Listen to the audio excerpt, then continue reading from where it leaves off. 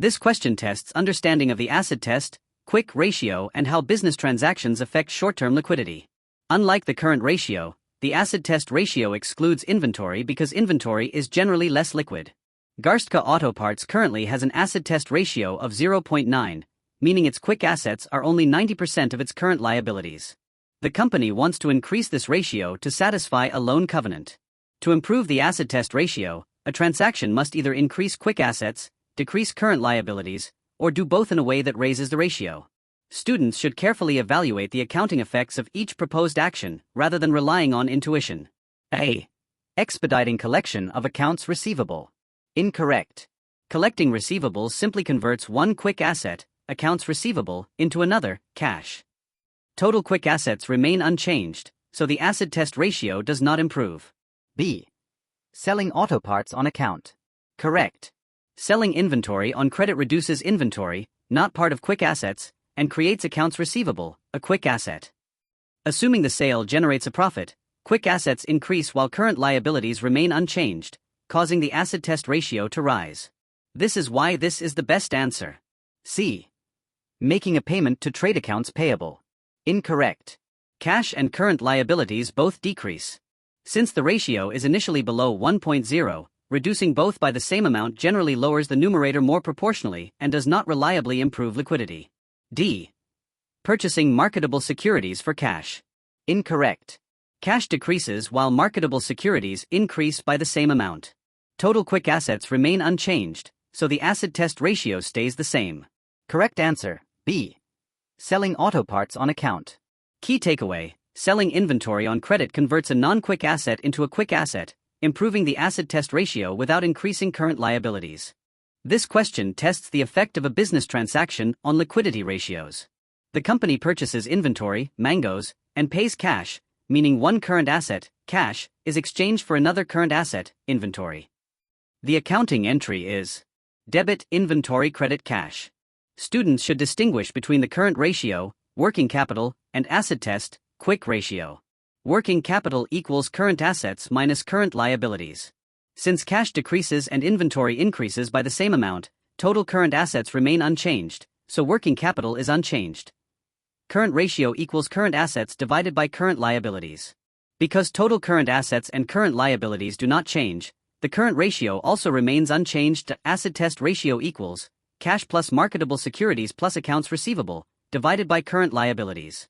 Inventory is excluded from quick assets, so replacing cash with inventory reduces quick assets while current liabilities remain the same. Therefore, the acid test ratio decreases. Price earnings, PE ratio depends on market price and earnings per share and is unrelated to this inventory purchase. The key concept is that inventory is less liquid than cash, so converting cash into inventory weakens immediate liquidity even though total current assets remain the same. A. Working capital. Incorrect. Total current assets and current liabilities remain unchanged, so working capital is unaffected. B. Current ratio. Incorrect. Current assets and current liabilities are unchanged, so the current ratio remains the same. C. Acid test ratio. Correct. Cash, a quick asset, decreases while inventory, not a quick asset, increases, reducing quick assets and lowering the acid test ratio. D. Price-earnings ratio. Incorrect. The transaction does not affect earnings or share price. Correct answer, C. Acid test ratio. Key takeaway: paying cash for inventory does not change total current assets, but it reduces quick assets, causing the acid test ratio to decline and indicating weaker immediate liquidity. This question tests knowledge of credit analysis and liquidity assessment. When a company extends credit to a customer, the primary concern is whether the customer can pay its short-term obligations on time. Therefore, the credit manager should focus on measures that evaluate short-term financial strength and liquidity, rather than profitability or market performance. Two important liquidity measures are working capital equals current assets minus current liabilities, which indicates the amount of short-term resources available to meet current obligations. Current ratio equals current assets divided by current liabilities, which measures the firm's ability to cover current liabilities with current assets. Although profitability ratios such as profit margin, return on assets, ROA, and return on equity, ROE, provide information about operating performance, a profitable company can still experience cash shortages and fail to pay creditors on time. Similarly, the price earnings, P/E ratio reflects investor expectations and stock market valuation rather than creditworthiness. Thus, liquidity measures are generally more relevant than profitability or market-based measures when evaluating a credit application. A. Profit margin and return on assets. Incorrect. These profitability ratios measure operating efficiency but do not directly indicate short-term repayment ability. B. Price-earnings ratio and current ratio. Incorrect. While the current ratio is useful, the P/E ratio is a market valuation measure and is not important for credit analysis. C. Working capital and return on equity. Incorrect. Working capital is relevant, but ROE measures shareholder returns rather than liquidity. D. Working capital and current ratio. Correct. Both are key indicators of short-term liquidity and the ability to meet current obligations, making them highly relevant in credit decisions. Correct answer, D. Working capital and current ratio. Key takeaway: credit managers primarily assess a borrower's liquidity because the ability to generate sufficient short-term resources is the best indicator of whether obligations will be paid when due. This question tests understanding of the difference between the current ratio and the quick acid test ratio and how inventory affects liquidity analysis. The formulas are: current ratio equals current assets divided by current liabilities. Quick ratio equals cash plus marketable securities plus accounts receivable divided by current liabilities. The key distinction is that inventory is included in the current ratio but excluded from the quick ratio because inventory is generally less liquid than cash, marketable securities, or receivables.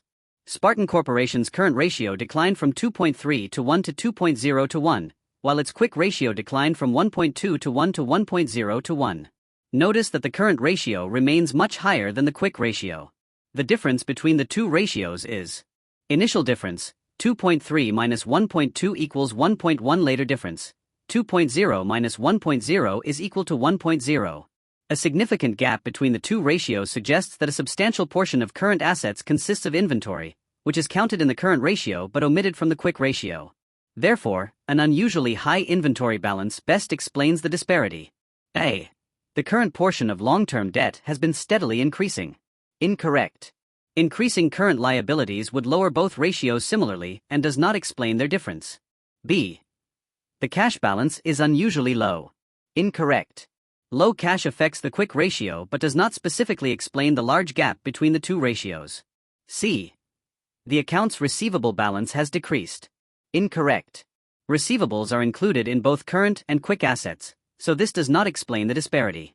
D. The inventory balance is unusually high. Correct. Inventory increases the current ratio but is excluded from the quick ratio, creating a larger difference between the two measures. Correct answer, D. The inventory balance is unusually high.